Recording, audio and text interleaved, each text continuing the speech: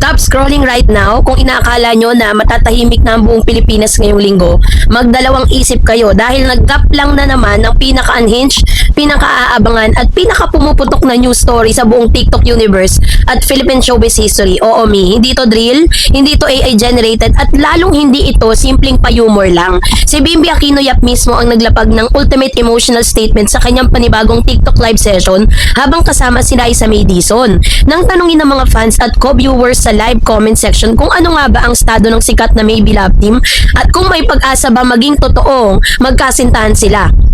And ganito sinagot ni Bim ang mga tanong na yan at lahat ng yan ay pag-uusapan natin maya-maya. Of course, let's watch this video clip.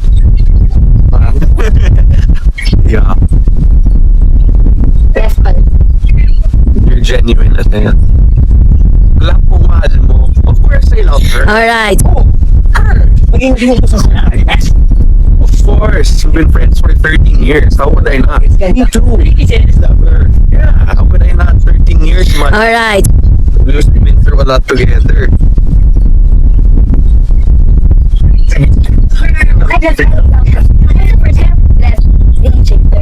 Alright.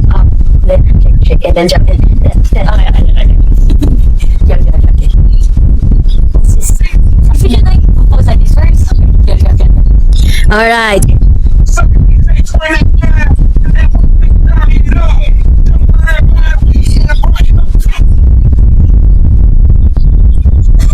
Alright.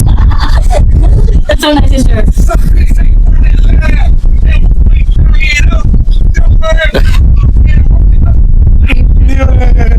Alright. Maganda mo naman, sis. Sis. Alright. So sa ganang paraan sinagot ni Bim ang ilan sa mga katanungan. Alam nyo kapag nag-aabang kayo sa mga live nila, doon kayo makakakuha ng mga parang little bit paayuda mula po kay Bimbi at kay Raisa May. Lalo na't pag sila po mismo yung nagla-live. Kasama si Kuya Jack, no, na isa sa mga handlers at laging kasama nitong si Bimbi. And according dun sa video, Bim did not dodge the question. Hindi niya po yun parang inisnab, no? Kung hindi, sinagot niya po yun ng derechahan. With full eye contact, that trademark polite yet super confident charm and zero hesitation. He dropped the line that broke the servers. I'm really hoping and praying na maging kami soon. Ready naman ako sa mga mag-wait sa as long as Rice is comfortable with it.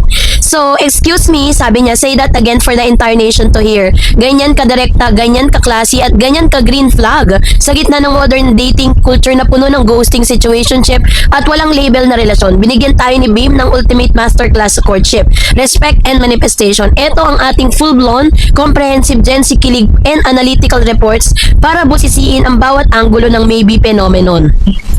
The live stream breakdown. So, ito na po yung moment na nagpalag sa TikTok live. Gabi nung nag-stream si Bim kasama si Raisa, casual lang dapat chika-chika, kain ng snacks, at paminsan-minsan harutan na kinagigiliwan ng mga Davercad sa TV at online. Pero nung umabot na sa higit 200,000 concurrent viewers ang live, nagsimula nang pumutok ang mga comment section. Bim, totohanin mo na si Raisa, please.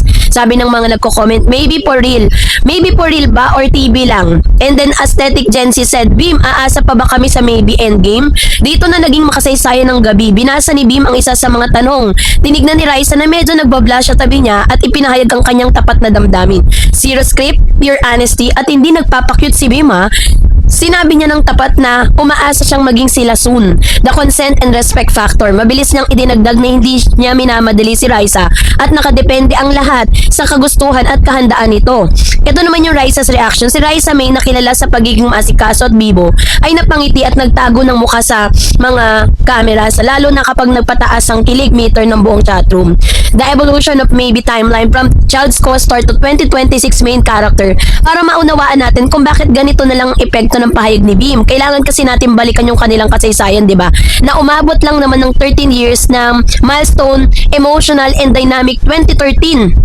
My Little Bossing MMFF movie child star and playful interaction childhood friendship na nag-origin pa nung 2015 to 2021. So talagang yung mga TikTok trend, mga TikTokers ngayon nalalaos dito kay Bimbi at saka po dito kay Miss Raisa May, sa kanila pong live sa public courtship, sweet dates and Bim soon confession. Ano bang ibig sabihin nun? Mula sa pagiging magkababata set hanggang sa maging dalawang ganap at mature na nakakabatang adult, ang relasyon ni Bim at Raisa ay hindi pilit. Ito ay isang natural na proseso ng slow burn romance na bihirang makita sa mga modern showbiz era. So yung mga, doon po sa kanila pong mga reactions, of course, hindi mawawala kung ano yung sinasabi ng publiko patungkol dito, no? Kasi kadalasan, kapag may mga ganito, may mga bashers. Pero this time, dito lang ako nakakita ng mga netizen at mga supporters po ni Bimbi at ni Raisa na puro positive lang yung sinasabi nila sa social media. Kasi alam you know why? Because everyone sa internet, naramdaman nila yung genuineness at sincerity ni Raisa at ni Bimbi sa kanilang mga pinapakita ng live. Kaya naman talagang wala tayong mga bashers na nakikita sa kanila. Siyempre, hindi kumpletong ating report kung hindi natin sisilipin ang mga makabagong usap-usapan at resibo sa iba't ibang sulok ng internet. Mula po sa isa sa mga Chika PH, Pop Culture PH Reddit Deep Dive, sabi niya, mula nung bumalik si Bim sa public eye, solid talaga ang pagtingin niya kay Raisa. Even off-cam sa TV5 studio, he always make sure na komportable si Raisa. Yung pahayag niyang umaasang maging sila soon, it's not just a PR. Damdamin talaga yan ng tao. Damdamin talaga ng tao yan, sabi niya.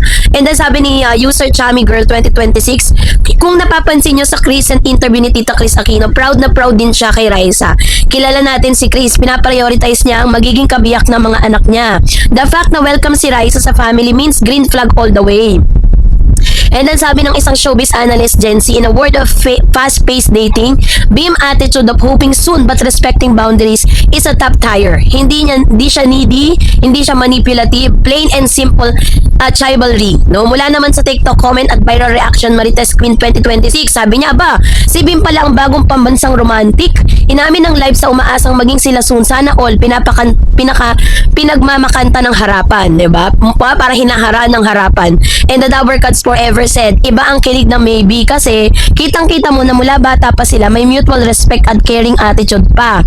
Sabi naman sa Wattpad Reader PH, parang totoong kabanata ng Wattpad novel. Ang wealthy, polite, her confession, his honest hope for a bright self-made showbiz star. And then, kung tutuusin, ang tanong ng lahat, why Bim's soon statement is a game changer? Bakit nga ba labis na hinahangaan ng henerasyon ngayon ang naging payag ni Bim? Clear intention or walang mali siya at walang laro? Sa panahon ngayon kung saan usong situationship o walang malinaw na direksyon, ipinapakita ni Bim na mahalagang maging malinaw ang intensyon sa taong minamahal. Respect for independence. Ipinahayag ni Bim na ang kanyang pag-asa lang hindi nagbibigay ng pressure kay Raisa. Kinikilala niya si Raisa na may sariling karera at buhay bilang matagumpay na TV host at actress.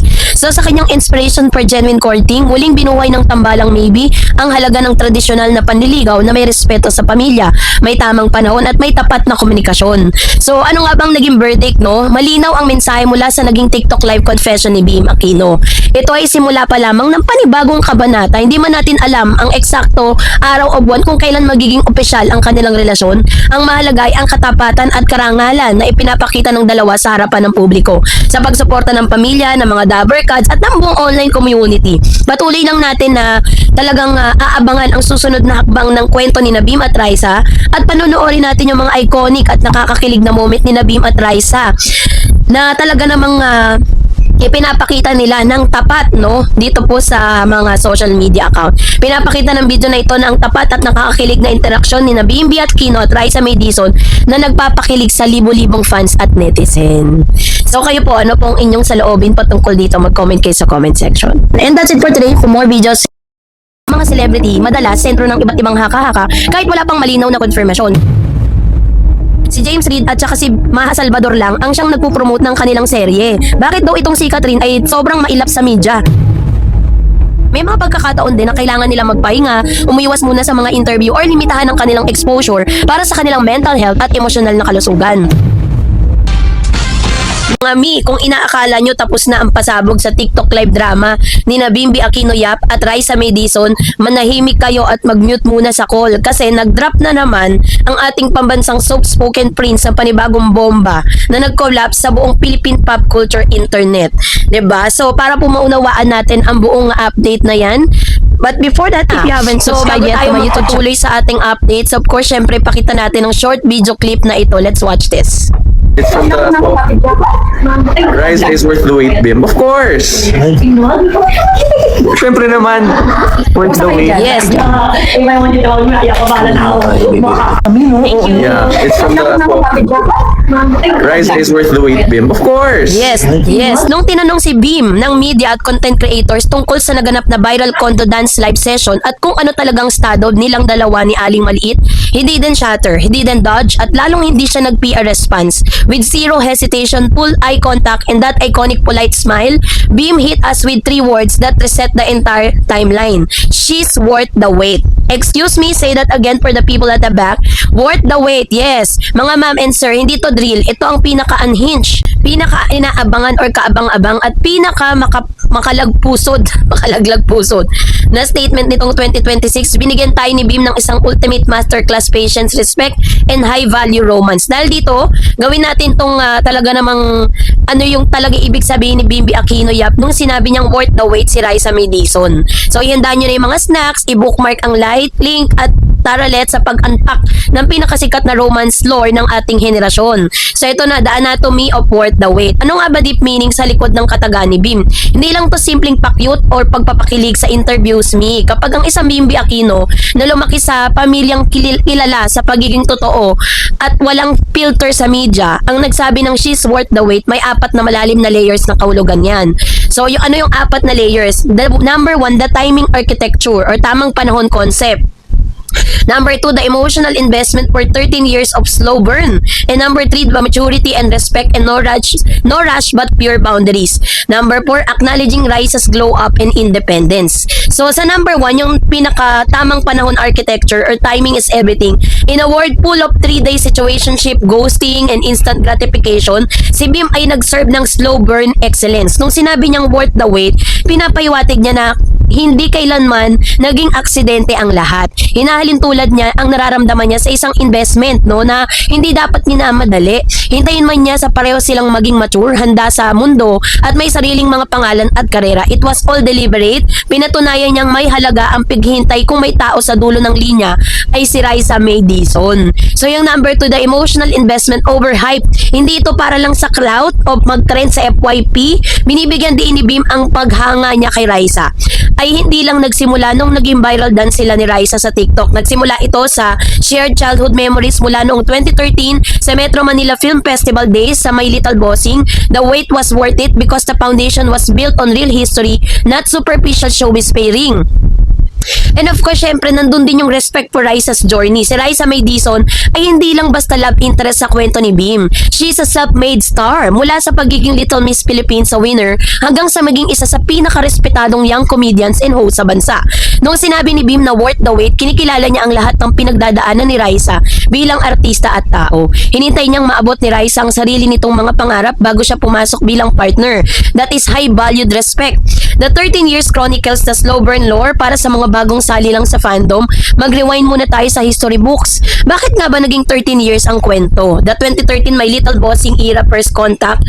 2017 naging awkward teen phase, parallel lives, may kanya-kanya silang buhay.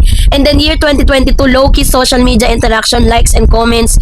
And here it comes, the 2026, the Condo Live worth the wait statement main event. Sa 2013 era, sila yung dalawang pinakasikat na bata sa Pilipinas. Backstage kulitan, shared dressing room at promo tours, doon palang kitang-kita na yung chemistry nilang dalawa. And then, nagkaroon sila ng tinatawag na growth phase, diba? Nagkaiba sila ng mundong ginalawan. Si Bim nag-focus sa study at personal growth habang si Raisa ay patuloy na nagdo-dominate sa noontime television. Here it comes sa year 2026 reunion kung saan nagkita ulit bilang dalawang adult naganap ng kilala sa ang sarili, no awkwardness, pure attraction, and mutual admiration. So, dahil dito, hindi matatapos ang report na ito nang wala man lang resibo mula sa mga digital detectives sa Reddit at TikTok. Ito yung mga nakatagong chika at fan theories na nagpa-unhinge sa buong internet. Mula sa Archika PH, sabi niya na, guys, remember Bim interviews back in 2021 when asked if he had a showbiz crush. He said, someone I worked with when I was little, but she's busy crushing it on TV right now. We thought it was just a politely ambiguous answer, but it was Raisa all along, the foreshadowing and insane. Ngayon lang natin naiintindihan at nababasa na talagang si Bimbi pala ay nakatanaw sa malayo at pumapalakpak sa tagumpay ni Raisa May habang siya po ay nag-aaral sa ibang bansa, kapiling na kanyang ina na may sakit, no? And of course, meron pa nagsabi dito, si Wattpad Realist. The praise she's worth the wait literally confirm that Beam never took a shot when they were younger because he wanted both of them to grow up free from media pressure. This man planned this soft launch like a chess grandmaster. Respect. O, di ba? Ang ganda ng mga comments nila eh. Sabi naman ni Social Watch PH, my friend saw Beam at a cafe in BGC last month buying Rice's favorite matcha drink. And he was literally smiling at his phone while reading her TikTok caption. Main character behavior talaga. O, diba? Mula naman sa TikTok NX ng viral reaction na Jency Marites, Beam saying she's worth the wait, just deleted all the standards for men. Kung hindi 13 years ang hintayan at walang live condo dance, ayoko na lang, sabi niya. And then sabi ni Pambansang Delusional, Katniel who? Jaden who? Si Beam at Rice ang totoong blueprint ng patience. Tamang panahon 2.0 is here. O, Showbiz Insiders Real notice how Beam always protects Rice's name when asked by reporters. Very gentleman, very Chris Aquino's upbringing, mana sa nanay na pagiging romantic pero classy. And the psychology behind the kilig. Bakit buong bansa ang kinikilig sa Maybe? Bakit nga ba apektado ang buong Gen Z at millennial sa dalawang to? And Beam B, soaps walk and tall, social, polite, very demure, very mindful. While Raisa May naman is funny, bibo, confident, street smart, full of charisma, diba? So, yung ultimate opposite attract trope na parang direkta mo lang sa isang multi-million Wattpad webtoon, diba? Lumaki ang buong Pilipinas sa pinapanood sila, makita silang dalawa ngayon na mature, happy at may romantic tension is like watching a real-life childhood friends to lovers story untold in real time. Naging halimbawa si Beam na ang totoong pagmamahal ay marunong maghintay, hindi minamadali, hindi ginagawang issue, tigit sa lahat, pinipribado pero hindi itinatago. So, low-key lang talaga silang dalawa, diba? So, kaya naman, Ma'am and Sir, officially, idineclare na ng buong internet na si Bimby Aquino Yap ang nag-iisang green flag king ng 2026. Ang katagang she's worth the wait ay hindi lang basta tatlong salita. Ito'y isang love letter, isang vindication, at isang pampublikong deklarasyon na kapag ang pag-ibig ay totoo, hindi ito naluluma ng panahon. Kaya sa lahat ng pagnanais ng pag-ibig, no? Ng mabilisang pag-ibig dyan, matuto tayo kay Beam. Maghintay tayo sa tamang panahon, mag-focus sa sarili, at kapag dumating na yung pagkakataon, sabihin mo rin sa buong mundo na she's worth the wait.